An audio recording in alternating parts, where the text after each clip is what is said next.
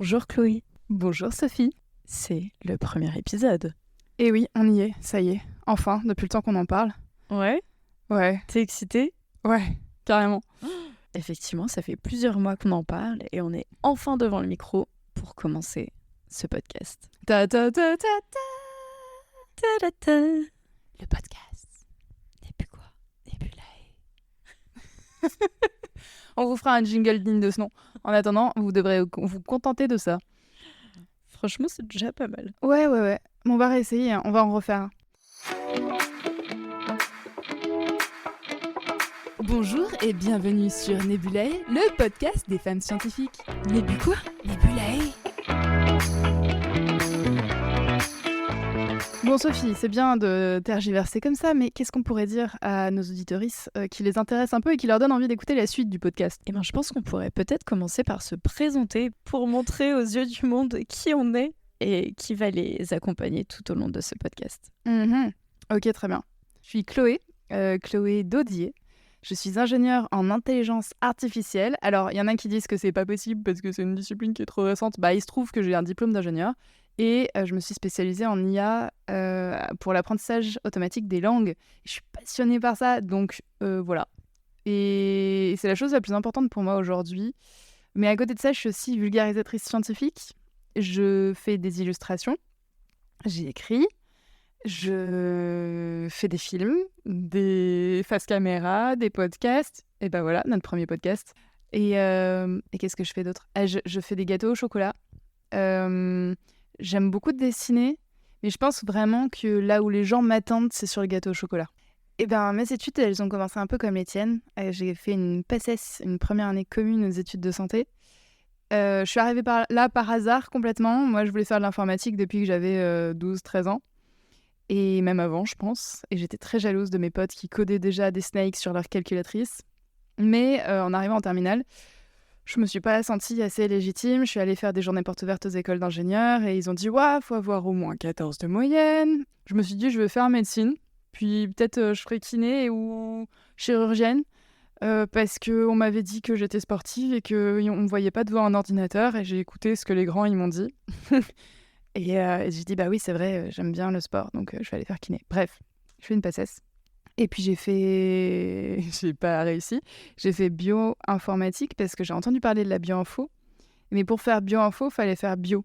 Et je détestais la biologie. Mais pourquoi je suis allée en médecine? Bref, je diverge.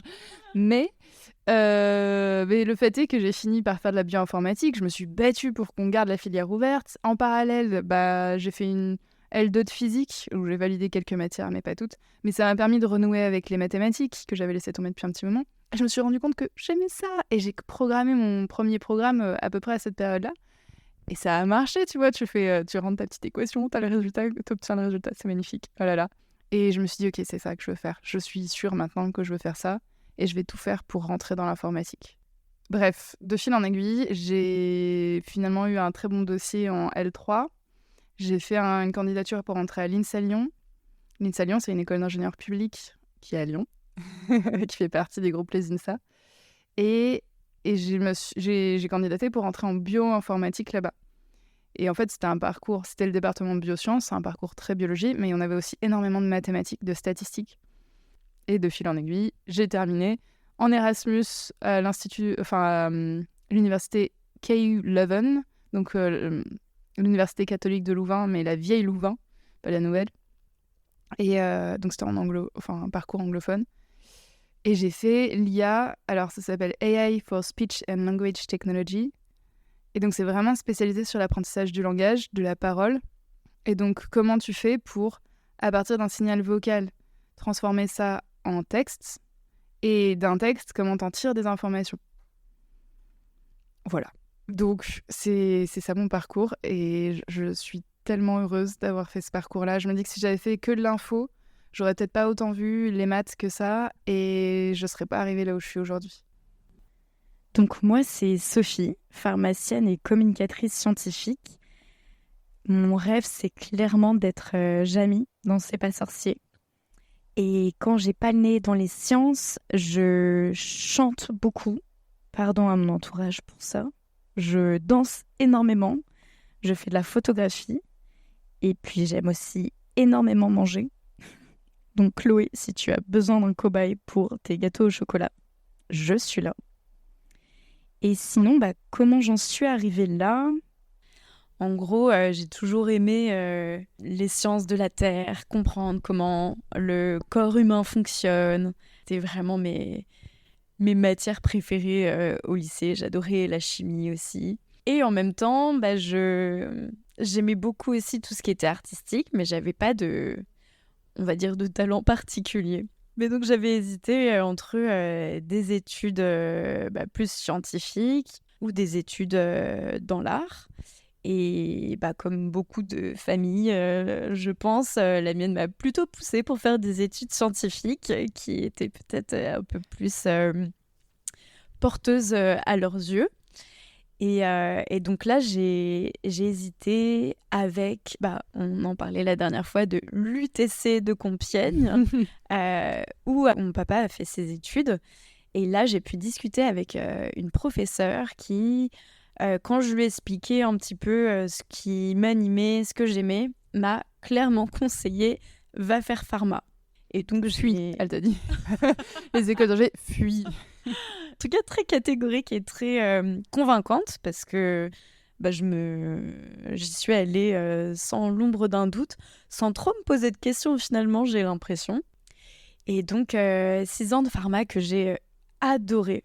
Et après, je savais pas quoi en faire de tout ça. En général, on peut se dire, après pharma, tu fais pharmacienne. Oui, sauf que en pharma, tu as 3 branches finalement. Tu as la branche industrie pharmaceutique, donc pour travailler, que ce soit dans les affaires réglementaires, le marketing, dans des labos pharmaceutiques, Pfizer, Sanofi, Novartis, tout ça. Tu peux travailler aussi donc, en officine, donc les pharmacies de quartier, ou à l'hôpital. Et dans ce cas-là, ça nécessite un autre concours et c'est plus d'années d'études pour travailler dans le milieu hospitalier. Et donc, j'ai fait un master spécialisé en école de commerce, en management et marketing. J'ai commencé à chercher du boulot et donc à travailler en agence de communication dans la santé. Et rapidement, quand même, on avait des projets de formation pour les professionnels de santé, donc les médecins, les infirmiers, les pharmaciens aussi, et des projets de formation sous forme de jeux sérieux. Et donc, très rapidement, je me suis spécialisée dans ça. Et au final, ça a été mon domaine pendant 6-7 ans. C'est de développer des formations ludiques pour les professionnels de santé. Et à la suite de ça, j'ai voulu continuer dans ce domaine, mais que le public soit différent. Donc, j'ai travaillé en association de patients. Et donc là, mon rôle était plus de piloter et le côté communication digitale et une plateforme d'e-learning pour les patients. Et donc, développer comme des modules de formation pour que les patients apprennent à mieux gérer leur pathologie, sachant que c'était des pathologies chroniques de l'intestin. Et donc, c'est quelque chose que tu as à vie. Et donc, tu as besoin d'un accompagnement sur le long terme. Le Covid est arrivé, j'ai repris une formation en conception pédagogique parce que j'en faisais beaucoup, mais au final, j'avais jamais eu vraiment la théorie. Donc, j'en ai profité pour réactualiser un peu mes connaissances et puis apprendre aussi d'autres techniques, d'autres bonnes pratiques. Et ensuite, je suis partie au Canada quand les frontières ont été ouvertes à nouveau. Donc, ça fait 3 ans maintenant que je suis au Canada. Et c'est justement là-bas que j'ai commencé à faire de la communication scientifique. J'avais déjà essayé en France, mais on me demandait toujours si j'avais fait des études de journalisme. Et j'avais déjà fait des longues études. Je ne voulais pas retourner dans la théorie. Et puis finalement, on m'a donné ma chance au Québec. Et j'ai contacté une personne sur LinkedIn avec qui j'ai discuté 1 demi-heure par visio et qui m'a donné ma chance directement en me disant tiens, écris 2-3 articles, on voit comment ça se passe. Et si ça se passe bien, on continue. Et puis, si ça ne le fait pas, tant pis. Et là, ça fait 2 ans Et donc, ça m'a vraiment lancée dans la communication scientifique. Et j'avoue que pour ça, je pense que sans le Canada, j'aurais peut-être pas franchi le pas. Ouais. Et je me serais pas lancée vraiment dans la communication scientifique. Merci le Canada. Je pense que ça peut être l'occasion et la transition pour parler de comment le podcast est né. Alors, on s'est rencontrés par visio. Je pensais rentrer en France en avril dernier et je voulais continuer à faire de la communication scientifique. Et donc, j'avais commencé à chercher ce qui se faisait en France. Et donc, j'étais tombée sur toi, sur l'Exploratoire, où tu étais avec Terence et Renaud. Oh oui, à l'origine, l'Exploratoire, c'est une association qu'on a fondée avec Terence et Renaud nous a rejoint très rapidement. Et on a fait plein de réalisations audiovisuelles, de formations et de rêves et un festival. Et c'est à ce moment-là que vous m'avez proposé de venir au festival pour être bénévole et vous rencontrer en vrai. Oui, c'était trop bien. Ouais, c'était incroyable. On a à peine eu le temps de se parler. C'est vrai. Et on s'est dit, il faut qu'on se reparle à un autre moment et qu'on rediscute. Et en parallèle, moi, je suis en train de monter ma boîte qui s'appelle Equilis. Et c'est pas encore tout à fait défini ce que je vais y mettre dedans, mais globalement, là, j'ai décidé de me concentrer sur la visibilisation des femmes scientifiques. Donc, visibilisation des femmes scientifiques, c'est les aider à prendre la parole dans les médias, mais aussi faire un jeu de société pour montrer plein de femmes scientifiques qui ont construit les technologies qu'on utilise aujourd'hui. Et pourquoi pas aussi prendre la parole soi-même dans les médias. Et avec Sophie, on a commencé à monter une formation pour aider justement les femmes à passer le premier cap de « Ok, je prends un micro dans les mains et je me mets à parler dedans et j'accepte que ce soit diffusé sur Internet ». Et donc, il y a énormément de blocages psychologiques qui sont, pour une grande partie, soit explicables, soit justifiables. Et puis après, on s'est concentré sur les aspects techniques. Donc, qu'est-ce qu'on fait quand on veut enregistrer sa voix, son image ?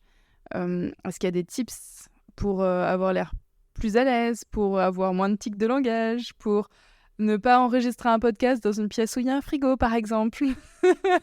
Mais du coup, on a eu, comme beaucoup de femmes, un petit manque de légitimité. Alors, je sais pas toi, mais moi, je me suis dit, oulala, mais je suis pas capable de former des gens sur la technique. Autant sur la prise de parole, j'ai vachement progressé ces dernières années. Donc, je peux aider des femmes à s'exprimer et à oser, et je l'ai déjà fait. Mais sur comment est-ce qu'on branche des micros, à quoi, une carte son, un téléphone, un ordi, ok, je savais pas du tout. Et même après, il y a toute la partie édition, diffusion.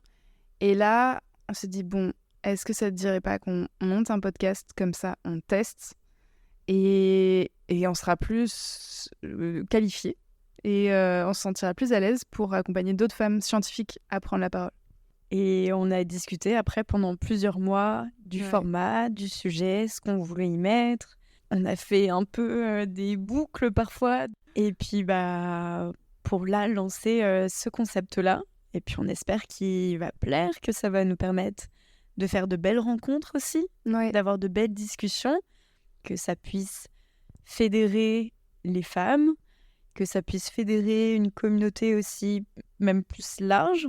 Le but, c'est de ne pas se prendre la tête. C'est notre première saison.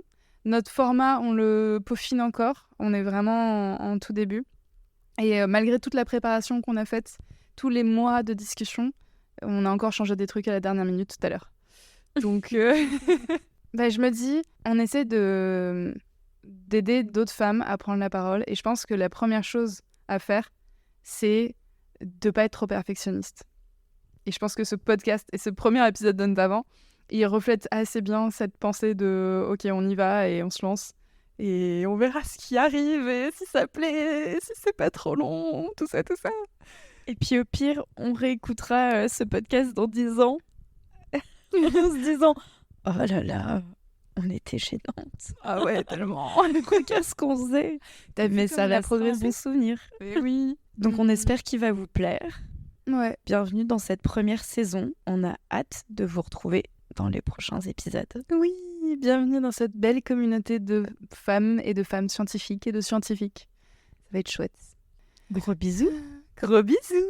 À bientôt. Oui.